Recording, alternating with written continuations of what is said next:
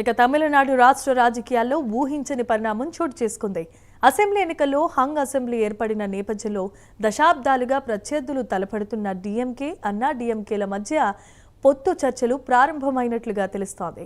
Assembly ఎన్నికల్లో DMK 59, అన్నా DMK 47 సీట్లు కైవసం చేసుకున్న సంగతి తెలిసిందే.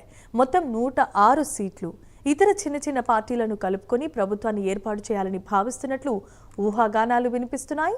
ఇప్పటికే డీఎంకే, అన్నా డీఎంకేల మధ్య జరిగిన చర్చల్లో చెరో 2.5 ఏళ్లు పరిపాలించేలా ఒప్పందాన్ని కుదుర్చుకున్నట్లు సమాచారం.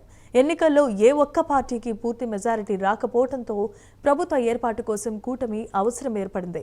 ఈ పరిస్థితుల్లోనే డీఎంకే, అన్నా డీఎంకేల మధ్య చర్చలు రాజకీయ వర్గాల్లో పెద్ద చర్చనీయాంశంగా మారాయి. అయితే గతంలో ఎన్నోసార్లు పరస్పరం తీవ్రంగా విమర్శించుకున్న ఈ రెండు పార్టీలు ఇప్పుడు అధికారంలో భాగస్వామ్యం కోసం చేతులు కలపాలని ఆలోచన చేస్తున్నట్లు తెలుస్తోంది. మరి ఈ పొత్తు జరిగితే తమిళనాడు రాజకీయాల్లో ఇది చారిత్రాత్మకమైన మలుపు అవుతుంది.